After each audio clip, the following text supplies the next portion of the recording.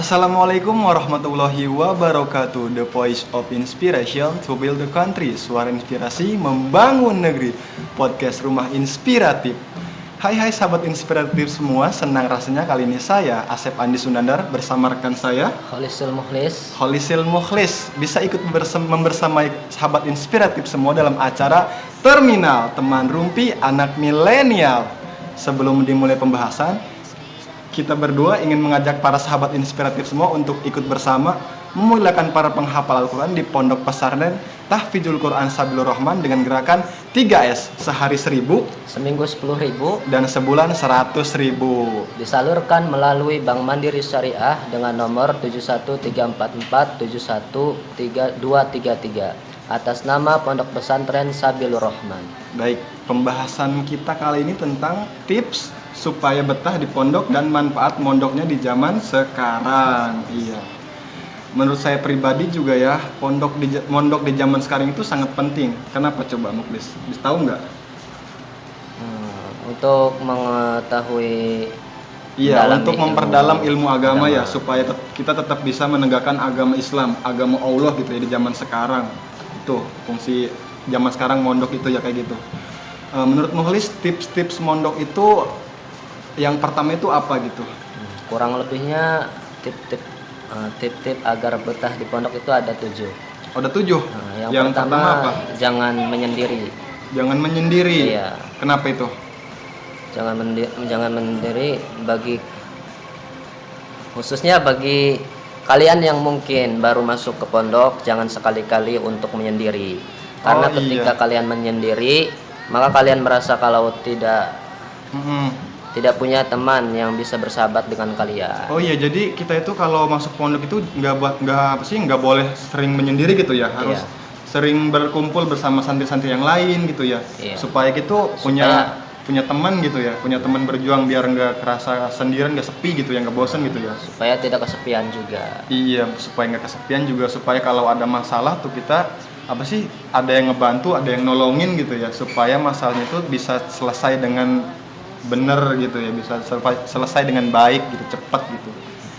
Juga ini kalau menurut saya itu kenapa kita harus maksudnya jangan sendiri gitu, harus punya teman supaya kita itu supaya nggak inget sama rumah, jadi kita itu nggak pengen pulang ke rumah gitu ya, supaya betah di pondok gitu ya. Kalau tips yang kedua menurut Holisil Mukhlis apa? Yang kedua itu memperbanyak teman. Memperbanyak teman? Iya, yang tadi. Oh iya, yang tadi juga ya, sama ya? Sama. Iya, jadi kita itu harus di pondok itu harus banyak teman gitu ya, biar ya maksudnya di pondok itu betah gitu, supaya nggak keinget-inget rumah lagi gitu ya, supaya nggak pengen pulang gitu ya, supaya tadi itu ada yang nolongin gitu ya kalau ada masalah gitu. Dengan adanya teman, urusan kita bisa dipermudah. Iya, benar. Supaya kita juga itu lebih semangat gitu ya dalam mencari ilmu agama di pondok itu ya, mengaji gitu ya. Kalau tips yang selanjutnya, yang ketiga, memperdekat diri dengan ustadz atau senior yang ada di pondok. Lebih memperdekat diri dengan ustadz gitu ya, supaya kita itu lebih jadi ustadz itu nantinya itu kan kalau kita dekat dengan ustadz gitu, nanti ustadz itu sering memberi kita itu motivasi gitu ya, arahan-arahan supaya kita itu lebih semangat belajar di pondok, supaya fokus benar-benar belajar di pondok gitu ya. Iya. Tapi kita juga harus tetap hormat kan, walaupun sudah dekat sama ustadz gitu ya. Iya. Kalau tips yang selanjutnya, menjaga kesehatan.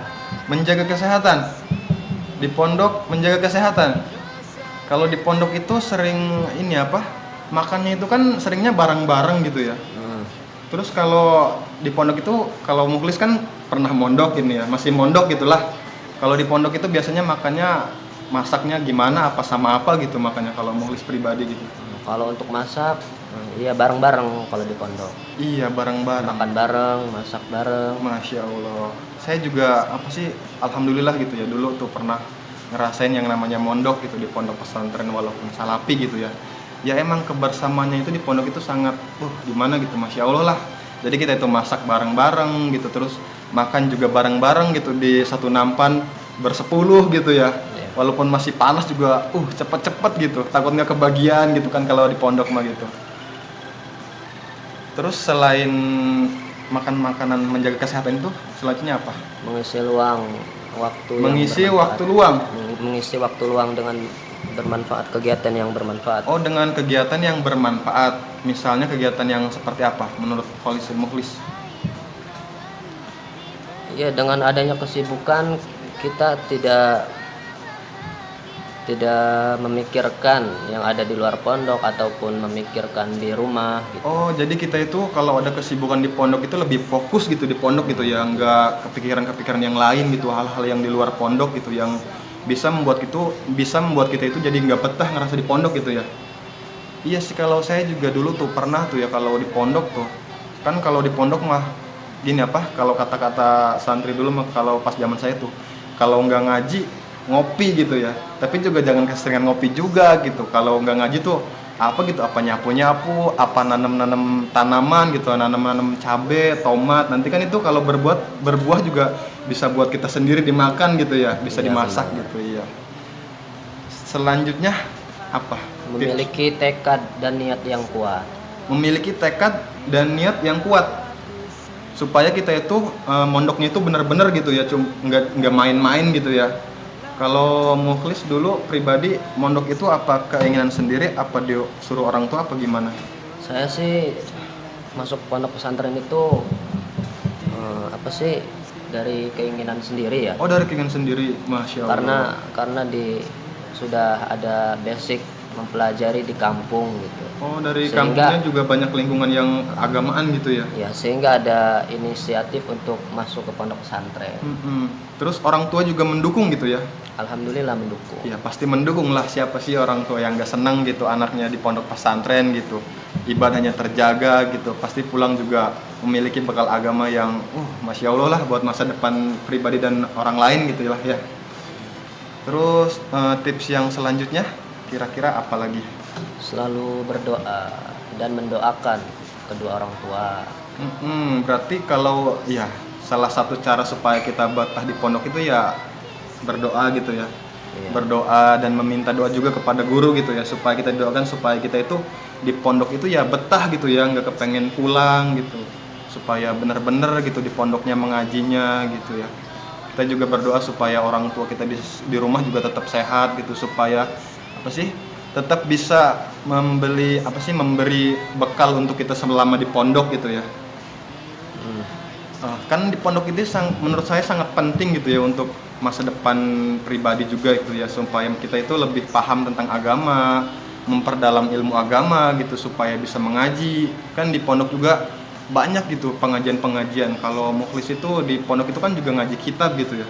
Iya, benar. Kira-kira apa sih kitab apa aja gitu yang pernah Mukhlis ngaji gitu? Banyak sih, salah satunya ya Alfiyah. Oh, Alfiyah, iya. Terus banyak ya di pondok itu ngaji-ngaji kitab gitu ya. Iya. Masya Allah. Jadi kita itu banyak banyak pengetahuan, banyak wawasan gitu tentang kitab-kitab gitu. Kita juga bisa mengaji kitab-kitab gundul gitu ya. Kita juga bisa menghafal-hafal doa di pondok gitu kan. Kalau di pondok itu kan bareng-bareng gitu. Jadi kita itu lebih semangat gitu ngapalnya, ngajinya gitu kalau bareng-bareng. Beda kalau di rumah itu kan sendiri. Jadi kalau saya itu kalau di rumah itu bawaannya kayak kurang semangat gitu, malas kalau udah suruh ngapal gitu, suruh apa gitu. Kalau di rumah kan, kalau di pondok mah bareng-bareng gitu ya. Jadi kita itu lebih semangat gitu buat mengaji, buat menghafal gitu ya. Banyak gitu ya manfaat-manfaat kita mondok gitu ya. Iya. Kira-kira yang Mukhlis dapetin gitu selama pengalaman Mukhlis mondok itu manfaatnya udah apa aja gitu yang didapat sama Mukhlis gitu selama di pondok? Apa Mukhlis menjadi lebih mandiri, apa yang lain gitu apa? Ya, salah satunya mondok pesantren itu ya bikin kita membuat mandiri. Iya, lebih mandiri pastinya ya. Mandiri. Soalnya kan di Kobong itu apa-apa sendiri gitu ya, nyuci baju melakukan sendiri, sendiri. masak sendiri gitu ya. Jadi kita itu lebih mandiri lah kalau di pondok, beda kalau di rumah. Apalagi kalau yang anaknya rada-rada manja gimana gitu, pasti nyuci baju itu masih dicuciin walaupun udah gede juga gitu ya. Terus selain lebih mandiri, manfaat Mukhlis selama di pondok itu kira-kira apa lagi? Ya, banyak saudara, teman. Oh iya, banyak saudara ya. Soalnya kan di pondok itu kan dari ini apa? Berbagai macam suku gitu, berbagai macam kalangan gitu, dari Iya. mana aja gitu kumpul dalam satu pondok pesantren, hidup bersama gitu ya, bareng-bareng. Jadi kita itu punya banyak saudara, banyak teman dari luar daerah gitu ya. Kita itu bisa saling kenal gitu. Bisa saling mengetahui apa latar belakang satu sama lain gitu ya, asal juga dari mana. Jadi bisa lebih memperbanyak ini apa, kalau ini mah memperbanyak relasi juga gitu ya. Takutnya kita main gitu ke daerah orang gitu, kita itu tersesat apa gimana, iya gitu, saya punya temen daerah sini, kan bisa nanya gitu ya ke temen santri selama saya di pondok itu. Terus selain memperbanyak saudara, manfaat mukhlis selama di pondok apalagi menurut mukhlis?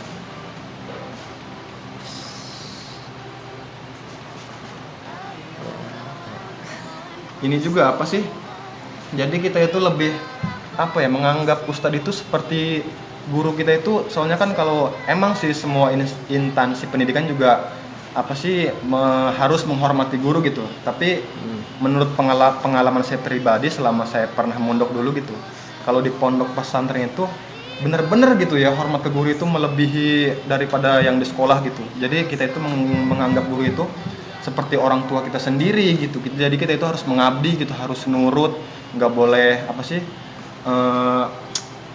apa ya, ngelarang perintahnya gitu kan. Nanti kan kalau kita juga ngelarang, kita itu harus diberi hukuman gitu, sanksi gitu ya. Iya. Pasti di pondok pesantren itu ada tata tertib. Iya, yang tata diterapkan. tertib juga ya, harus diterapkan gitu. Kalau tata tertib yang sering dilarang gitu, dilanggar sama mukhlis selama di pondok pesantren itu kira-kira apa gitu? Apa sering keluar pondok tanpa izin gitu, apa gitu, apa kabur gitu, apa gimana? Yang sering biasanya kan kalau di pondok itu apa sih ya, ibadah itu terjaga gitulah. Subuh pasti bangun, kalau nggak bangun apa dibentak-bentak, apa diomelin, apa dijemur, apa gimana gitu, yang pernah mukhlis alamin gitu selama di pondok. Paling disebor. Disebor? Iya. Gara-gara Kalau apa pagi itu? Disebor. Disiram pakai air. Biar bangun. Oh iya, biar bangun. Gara-gara nggak bangun pas waktu sholat subuh. Subuh. Aduh. Iya, pasti di pondok itu juga punya aturan yang luar biasa, lumayan mendisiplinkan diri gitu ya.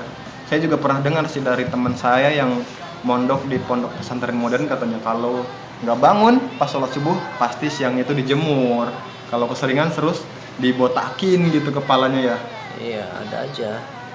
Terus manfaat selanjutnya gitu yang mukhlis dapetin selama mukhlis di pondok pesantren itu apalagi gitu? Selain mandiri, terus kita itu banyak saudara, terus apa sih, lebih hormat kepada ustadz gitu. Jadi kita itu takzim gitu kepada ustadz. Selain itu apalagi gitu manfaat yang dapetin mukhlis selama di pondok pesantren? Kan banyak gitu ya manfaat-manfaat yang dapetin kalau kita itu mondok gitu. Apa seperti ini, pergaulannya itu terjaga kalau di pondok menurut saya pribadi gitu ya. Soalnya kan kalau di pondok itu apa sih, pondok pesantren santri laki-laki sama santri perempuan itu kan dipisah gitu ya, disekat gitu ya. Jadi apa sih, pergaulannya itu pasti terjaga gitu. Beda kalau kita nggak mondok di luar gitu. Pergaulan di luar kan tahu sendirilah zaman sekarang gitu ya, Iya. gimana gitu, nggak terjaga gitu. Kalau di pondok kan pasti pergaulan kita itu terjaga gitu, soalnya kan ya dipisah gitu antar santri laki-laki sama santri perempuan itu pasti disekat gitu, ada sekat gitu yang menghalangi. Jadi pikiran apa gimana? Pokoknya sangat bersyukur sekali kalau kita berada di lingkungan pondok Iya. karena terjaga semuanya gitu. Bener. Iya, emang kita itu kalau pernah mondok itu rasanya gimana gitu, alhamdulillah gitu, masya Allah, bersyukur sekali gitu ya. Mungkin cukup masih ada lagi yang manfaat-manfaat lain yang belum dibahas, apa udah cukup? Udah cukup. Baik, mungkin cukup sekian pembahasan dari kami berdua tentang tips-tips supaya betah di pondok dan apa sih manfaat mondok di zaman sekarang. Jadi kesimpulannya gimana menurut Kholisil Mukhlis? Manfaat hidup di lingkungan pesantren itu bisa mendapatkan ilmu agama Iya. lebih mendalam. Yang kedua lebih mandiri. Yang ketiga ya banyak persaudaraan. Ya, pasti orang tua juga senang gitu ya anaknya tinggal di pondok pesantren gitu ya. Pasti bangga gitulah bisa apa sih nantinya kalau orang tua udah nggak ada itu bisa mendoakan gitu ya. Mungkin kita akhiri saja pembahasan kita kali ini. Tapi sebelumnya kalau sahabat inspiratif semua suka dengan acara atau siaran podcast kita hari ini, bisa like, subscribe, dan bagikan ke teman-teman yang lain supaya bisa bermanfaat bagi semuanya. Baik, kita akhiri. Assalamualaikum warahmatullahi wabarakatuh.